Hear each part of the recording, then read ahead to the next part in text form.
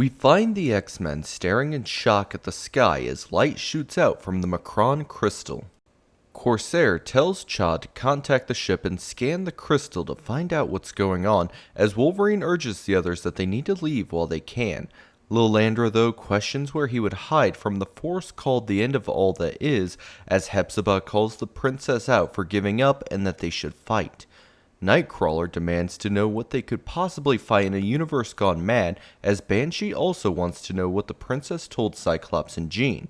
Scott then fills them in on the events leading up to the crystal causing reality to blink out of existence.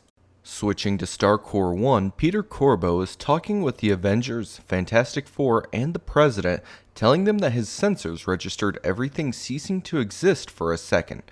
One of the President's aides, though, disputes the claim, though Peter adamantly defends it, asking the others if they realize how serious the situation is and how if the universe blinks again, everything might be destroyed. At Avengers headquarters, Black Panther thanks the Doctor and that they'll keep in touch when Janet wants to do something, but Hank simply holds her, telling her that they're too far away to be of any help as he comforts his terrified wife. Turning back to the X-Men, Jean is despairing over telling Scott who Corsair is after scanning his mind, as the two are so alike when an alien appears on the crystal.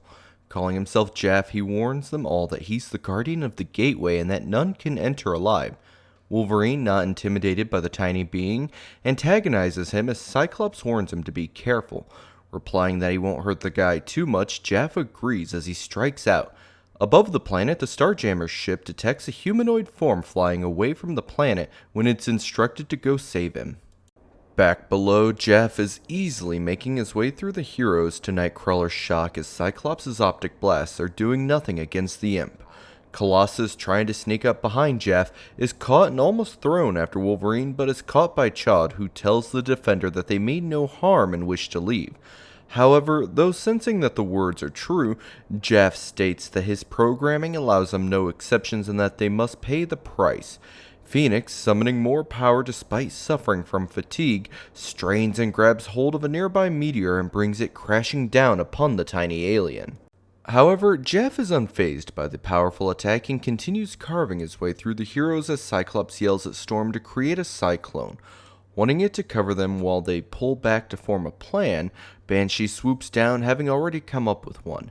Noticing the imp had mentioned programming, he intends to mess with its circuits. Before he can, though, Jaff grabs and begins squeezing the Irish hero. Fighting the pain, Sean manages to get a breath, releasing the scream. The team rush to check on Cassidy as he assures them that he's alright and that after seeing Jean's attack fail, he gambled on his own. They are then interrupted as a giant fist slams down amongst them and hear a new voice talk of how the strategy will be remembered as a towering giant claims to be 1,000 times more powerful than Jaff, and should he fall, the next will be that much stronger than himself. Cyclops and the others initiate another attack despite the odds. Striking out, the machine knocks Colossus into Raza, who assures the hero that he survived worse looks at death than this. Switching to Daken, he lauds his victory, sure that power will be his. Peter questions the Mad Emperor on whether he knows he too will be killed when Raza receives a call from the Starjammer.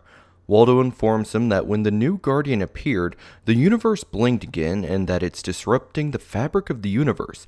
Angered, Raza storms towards Daken and, intent to put his schemes to an end, hurls him towards the Macron crystal. When he makes contact, instead of dying, time seems to halt for everyone.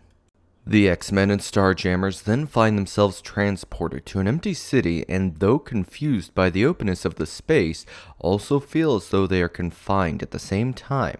Jean then sheds light on the situation, explaining that they've entered the crystal, how the Guardian was meant to keep them out, and that reality no longer has any meaning.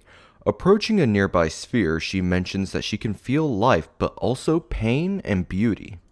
Before she can say anything more, upon touching the sphere, her arm turns translucent as a series of lights lash out at every person there, slashing through all their mental defenses. Coming to the forefront of their minds, every member is suddenly forced to live through their worst nightmares. For Jean, however, her specter is none other than death, though Jean feels a strange sense of familiarity as she recalls having died piloting the space shuttle. Realizing that having already died, she no longer fears it, and she's no longer affected when Jean hears Cyclops scream.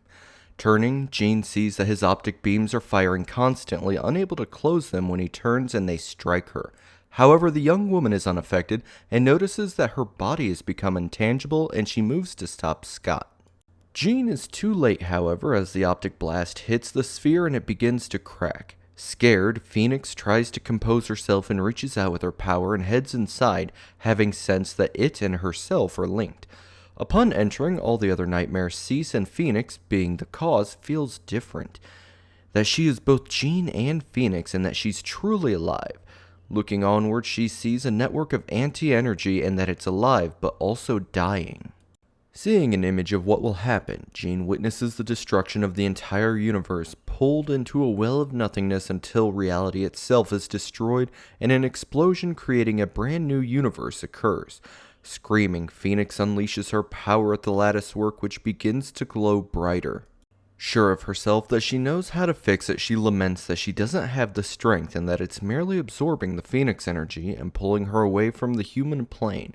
Aurora appears then, offering to anchor her to reality, but Jean is afraid of the cost, her friend's life.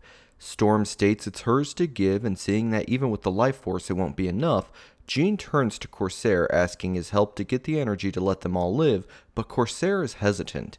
Phoenix, calling him by his real name, yells for him to take her hand. Wanting to know how she knows his name, Jean tells that she'll explain later, and that if her stunt doesn't work, to take care of Scott, revealing that he's the man that she loves and is also his firstborn son, much to Corsair's shock. Beginning, she returns to the sphere and turns to energy, reaching out to repair the lattice pattern. Reality shifts, rips, and reforms around her to the point that Jean loses all sense of self. Despite this, she still lacks the power to finish. At that moment, though, the spirits of the X-Men join her, giving her power as Storm and Corsair did. Feeling rejuvenated, she continues, and a new pattern forms within, stabilizing the sphere. Seeing that she succeeded, she topples in exhaustion as a portal opens back to Earth, and the X-Men hurry through, returning to Greenwich Village when a voice informs them that it's been expecting the heroes. Waiting for them is Firelord, though he quickly assures them he won't attack, as Charles explained how he had been deceived. Before he can continue, Lilandra also appears through the portal, which quickly closes behind her. Shocked to see her, Lilandra reveals her brother is incurably insane and catatonic. Though she should succeed him, Lilandra had led the rebellion and is awaiting their High Council to solve the issues. Exiled to Earth, she's glad as she's with the one she loves.